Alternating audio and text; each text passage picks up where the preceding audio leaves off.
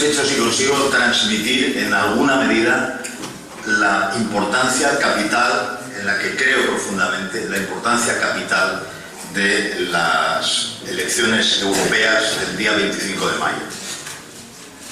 La Unión Europea es el mejor vehículo de preservación de la estabilidad, de la prosperidad, de la paz, de la justicia social que tienen los 28 países miembros. Pero también es el mejor vehículo en todos esos términos a la vista de la historia europea. Europa se crea, la Unión Europea se va creando y está en proceso de construcción justamente para que esos valores se impongan sobre las tendencias históricas a la confrontación y justamente y muy especialmente contra la tendencia nacionalista de muchos de los pueblos de Europa. Claro, aquí sabemos algo de eso, ¿no? De eso en concreto. Por debilidad de unos, por cálculo de otros y por falta de miras, por cortedad de miras de la mayoría, el nacionalismo catalán se ha crecido, se nos ha subido al hombro y está empeñado en convertirnos en extranjeros en nuestro propio país. Bien, déjenme que les diga que eso no va a pasar, eso no va a suceder. Pero podemos ahorrarnos muchos problemas si no somos solo nosotros los que le transmitimos a los separatistas que eso no va a suceder. Es importante, muy importante, lo que la Unión Europea tiene que decirle a Cataluña sobre ese tema. Y miren, ya se lo ha dicho 13 o 14 veces por escrito, se lo ha dicho verbalmente. Hay casi a diario pronunciamientos de las personas que representan las más altas instancias europeas que les explican que la ciudadanía europea depende de la ciudadanía de un Estado miembro. Y ese elemento se nos ha sustraído a todos, por parte del gobierno catalán. Lo han ocultado lo han negado, han afirmado lo contrario mientras han podido. Y cuando ya no van pudiendo, van ocultando o van diciendo, bueno, eso está por ver, eso ya lo veremos. No está por ver. La amenaza nacionalista es una amenaza contra Europa, no solo contra nosotros. Es en primer lugar una amenaza contra nuestros derechos de ciudadanía.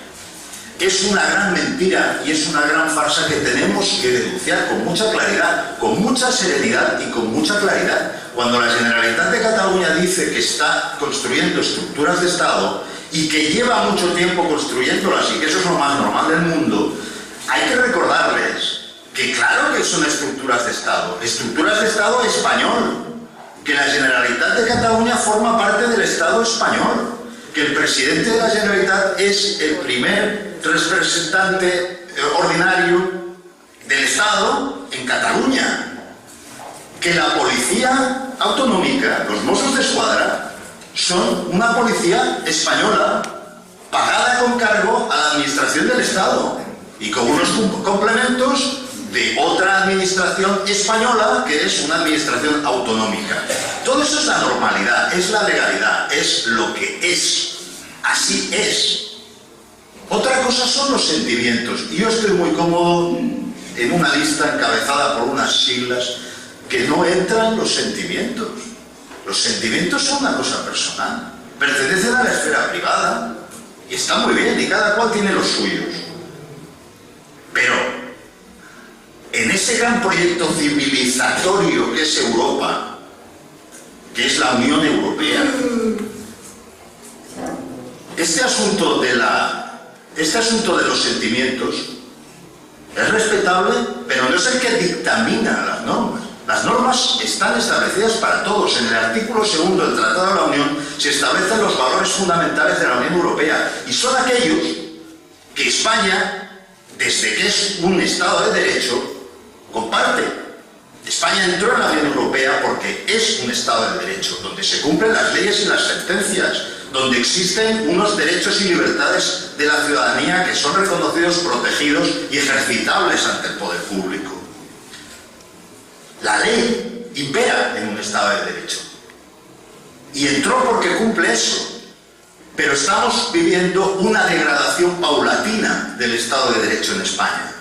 Estamos viendo cómo las leyes no solo son ignoradas, sino que son públicamente deleznadas como si fueran un obstáculo. Se presenta la ley como un obstáculo a la verdadera democracia. ¿Cuál es entonces la verdadera democracia? ¿La de la señora Forcadell y la Asamblea Nacional Catalana es la verdadera democracia? ¿Quién los ha nombrado? ¿Quién los ha votado? Tienen la misma representatividad que un club, como que cualquier otro club. Sin embargo, el presidente de la Generalitat ha permitido que estos marquen su agenda política, definan sus objetivos y además nos comuniquen que va a haber, quieras que no, una declaración de independencia de Cataluña. Y que cuando llegue habrá actos de soberanía, como la toma de aeropuertos, puertos, comunicaciones y seguridad. Eso toda la vida se ha llamado golpe de Estado. Eso toda la vida se ha llamado sedición. Y la pura amenaza de que eso esté sucediendo y de que quien lo está comunicando y quien está avisando de que lo va a hacer sea quien le marca la hoja de ruta a Convergència y Unión y Esquerra Republicana, sus socios, nos tienen que encender todas las luces de alarma. Ellos se toman muy mal eso, insultan y llegan a amenazar y a hacer cosas peores, porque dicen que esto, que decir eso, es intolerable, que es antidemocrático. Pero ¿quién define lo que es democrático? ¿Quién define lo que es democrático? En un Estado de Derecho lo democrático es lo legal, la democracia es la ley, y el futuro lo decidimos todos. Y el sujeto de soberanía es el pueblo español del que formamos parte. ¿Qué derecho a decidir? Decidimos cada vez que hay elecciones. Cada vez que hay elecciones decidimos. Bajo el derecho a decidir se esconde el derecho a la autodeterminación, que no existe. Y desde luego no existe en Europa. Existe para las excolonias, que desde luego no es el caso de ninguna manera, de ningún territorio de un Estado miembro de Europa. Por lo tanto, esa primera amenaza, esa principal amenaza, que es la posibilidad de secesión de un Estado miembro, que encima nos cae a nosotros, nos toca a nosotros como catalanes, lógicamente nos preocupa muy especialmente. Y en Europa, con muy poquitos recursos, los nacionalistas hacen mucho trabajo de intoxicación. Mucho. Nosotros vamos a contrarrestar ese trabajo. Vamos a arrojar luz sobre esas oscuridades, sobre esas leyendas oscuras de la patria sojuzgada y milenaria. Vamos a arrojar luz y vamos a explicarles que nosotros no tenemos derechos o dejamos de tenerlos, o los tenemos de una manera o de otra dependiendo del lugar donde supuestamente hemos nacido o vivimos. Que los tenemos porque somos ciudadanos de una democracia, somos ciudadanos de un Estado de Derecho y miembros de un club de Estados de Derecho, que es la Unión Europea. La segunda gran amenaza de la Unión Europea es otra forma de nacionalismo. Es el proteccionismo de algunos de sus estados. Un proteccionismo muy fuerte en países centrales, en países nucleares de Europa. Es muy posible que en Francia gane una opción populista, xenófoba y proteccionista. Es muy posible que suceda en el Reino Unido y que tengan una representación importante en otros países.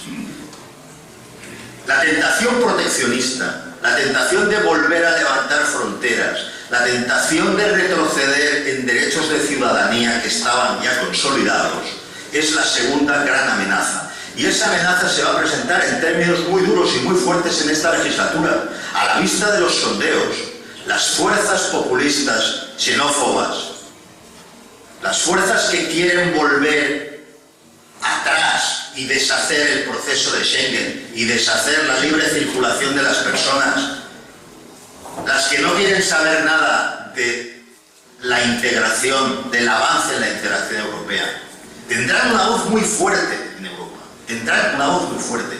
¿Y saben lo que me preocupa a mí? A mí lo que me preocupa es que aquellos que están llamados a formar una mayoría en el Parlamento Europeo sea el grupo, el Partido Popular Europeo, sea la socialdemocracia europea, no están sabiendo leer ese problema. Son profundamente inmovilistas y además, por puro cálculo y por pura demagogia, por puro interés electoral, están accediendo, están asintiendo, están dando la razón poco a poco a las fuerzas disgregadoras.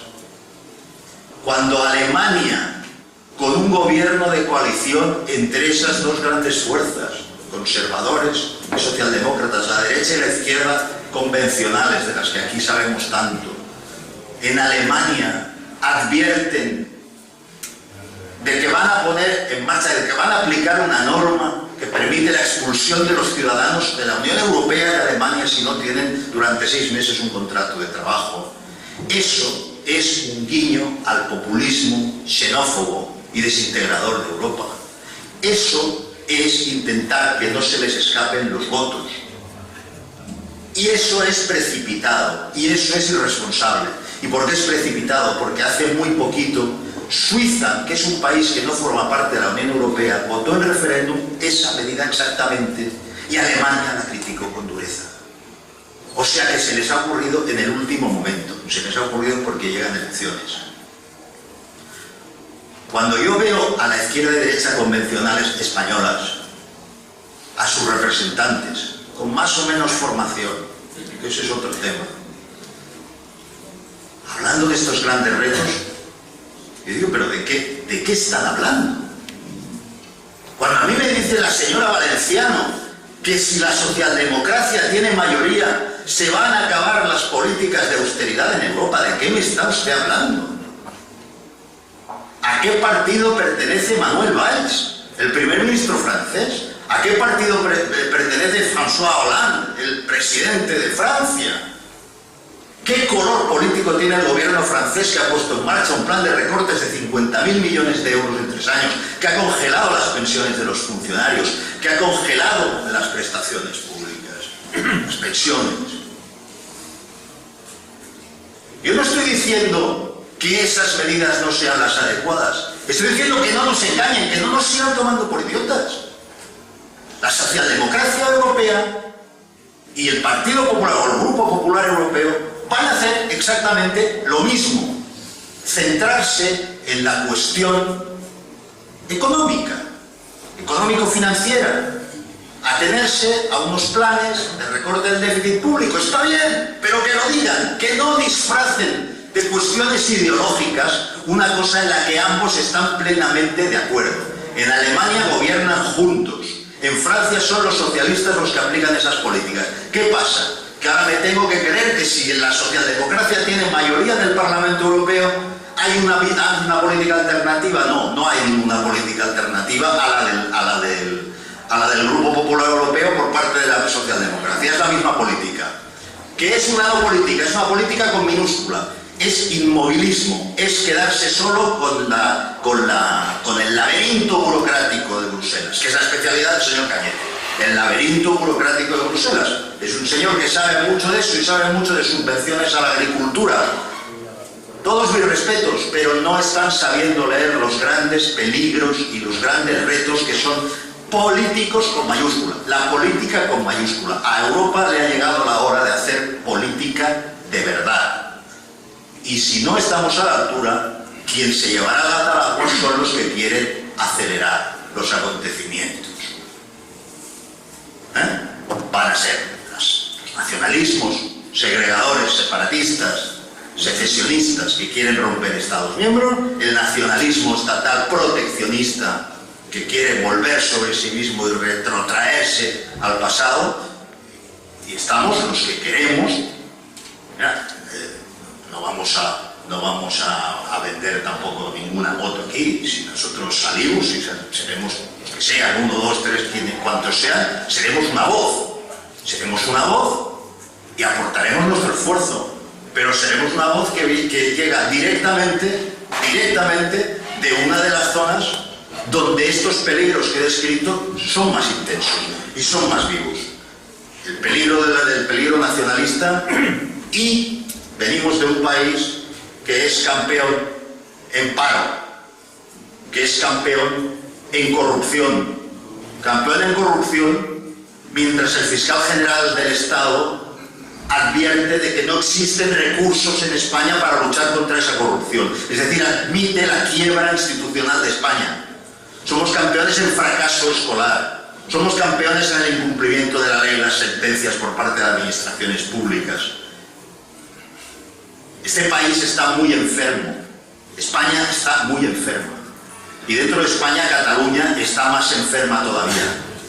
Vamos a salvar todo esto y tenemos un vehículo y tenemos un mecanismo que puede conseguirlo, que es la Unión Europea, siempre que se atenga a su voluntad y a su espíritu desde que nació, que es el de integrar, el de introducir estabilidad, prosperidad, ir igualando las condiciones de vida de los europeos, tener un gran mercado unido que además es un gran agente hacia el exterior, en condiciones de competir con una vida digna, condiciones de competitividad, libre mercado por un lado, compromiso con el estado del bienestar por otro.